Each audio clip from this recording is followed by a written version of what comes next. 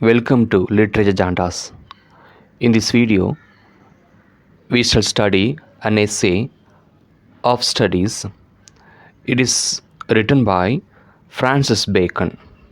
In this video, we'll be studying explanation and summary of this essay. Francis Bacon was born in 1561 and he was died in 1626 in London. Is known as the father of essayist in English language. Not only that he is the father of essayist, but also he is an politician, statesman, and a philosopher. Francis Bacon has believed in the power of knowledge.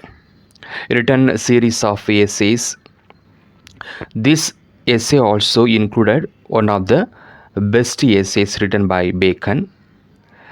In that essay, he gives the importance of studying and he makes us to read essays and develop studying skills, and also instructed us to learn the importance and the purpose of studying. So completely he has been persuading us to develop our reading and studying skills. Let us know the benefits of studying. And if we are talking about the title of this essay, it is taken from the collection of essays. The essays has another title, Counsels and Civil and Moral. This is the original title given by Bacon to the complete essays written by him. In the beginning of the essay, he published 10 essays and then he published second edition in the year 1612 with the 38 essays in the second edition. After that, he published in 1625 with 58 essays with the title Essays or Counsels, Civil and Moral. Now, let us know the purpose of studying. According to Francis Bacon, there are three types of studying. One study is for delight, to enjoy by having knowledge. Why do we study? We study for delight. What do you mean by delight? To enjoy by ourselves with having knowledge, having tremendous knowledge through studying number of books and gaining knowledge through studying. For example, if there is a sportsman, he learns particular sport after he studied that sports. By having the knowledge about the sports, he becomes the sportsman, and then he becomes enjoyable in the field of sports. For that, he needs to study that particular game. For studying the game, he should have a knowledge by studying. And the second type is study for ornament, which means gaining knowledge for showing to others, like for example, achievement. Here, what Bacon says, we study a degree, a professional degree, by which we happen to show to others in public that I have studied this much, I have known this much, I become a doctor, I become an engineer, I become a software engineer. It is because of studying the subjects. So after gaining the knowledge from the particular field, or like medicine, astronomy, science, literature, arts, so we like to show to the people how much knowledge we have gained. So this is like an ornament. So ornament nothing but it is a jewel. It is an ornament, it's a jewel we wear in order to show to others. Like that, we study, we gain knowledge in order to show to the public place. And third type is study for ability, to show their ability to do anything by studying. For example, business. So we study for ability also. We gain ability to run a business, to run a company. For that, we need a business mind. How do we get a business mind? only by studying the particular field. So in order to become a businessman, we study master of business. For that we study the subjects. Through that we gain abilities, we get ability to run a business. So these are the three types of studying. Then Bacon here warning us. How does Bacon warn the readers that too much studying leads to laziness, which means sloth he has used in his essay. Sloth means laziness. You keep on studying, it leads you to become laziness. You will not be interested in some other activities, and you will not like to do any activities. You will be sitting in one place, become lazy. You don't like to do any other things. So you should not study too much, he says. You may study, but you may not study too much. He's warning us. And using one's knowledge too often in conversation means to show off in public. If we have knowledge, if we have a too much of knowledge, in that will lead to conversing in people. So if you have a knowledge, you want to show the knowledge through talking with others, by conversing with other people. Why do you converse, why do you talk with other people? Because you want to show how much you are ability, you have ability in argument, like a debate, like a speech. You're giving a speech to the great gathering, you're speaking to a large number of audience. What you will be do on the stage? You'll be showing your ability in the argument, in the speech.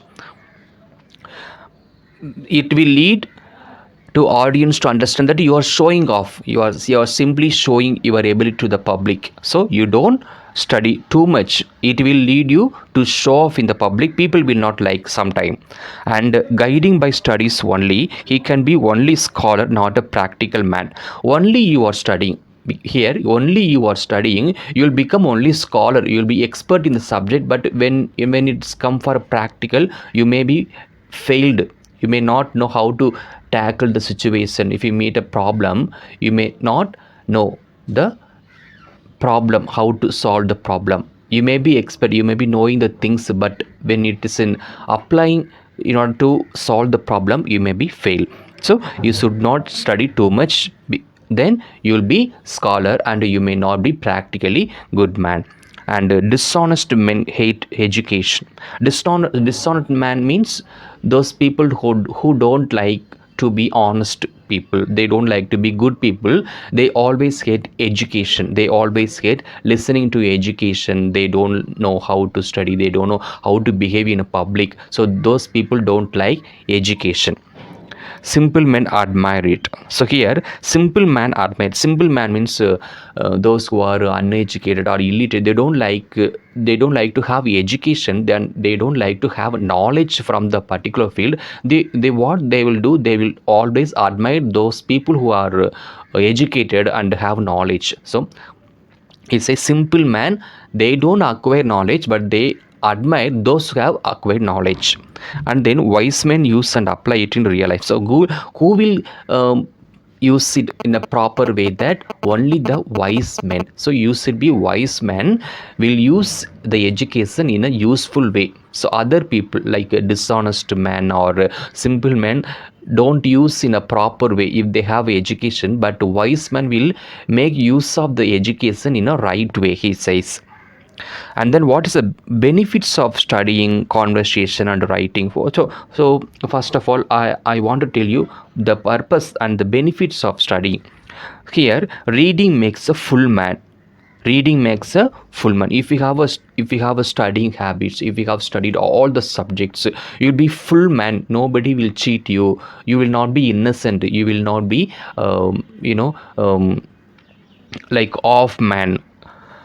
For that you want to be cunning. So in this world, what is going around the world, you will then and there know what is going around you, because you have studied the subjects, you studied all the events going around you. And conference, which means conversation. First we studied reading means studying. By studying you become full man. And then conference means conversation or speaking. So when you're speaking, you become ready man, present wit, you using wits.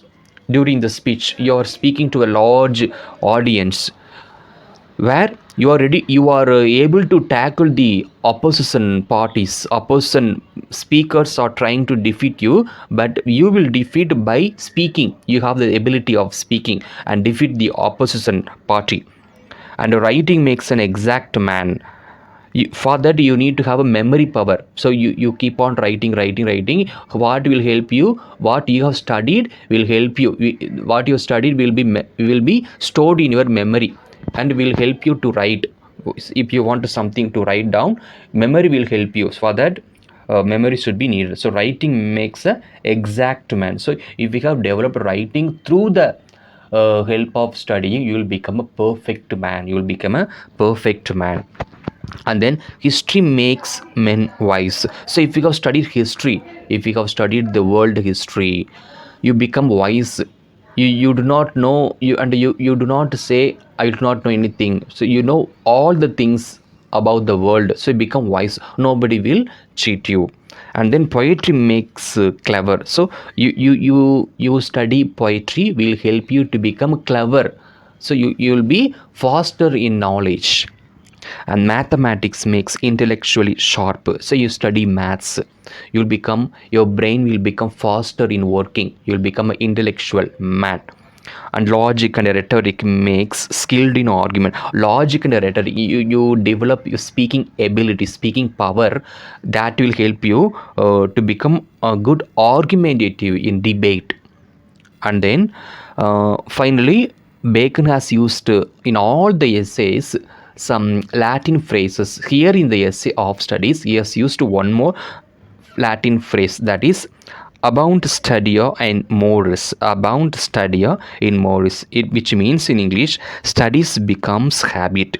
Studies becomes habit. Study is, it is naturally adopted into a habit. You study or any subjects, anything you study, that becomes habit. So it is naturally processing in your mind. This is what he used to explain through the essay to the readers. Thank you for watching.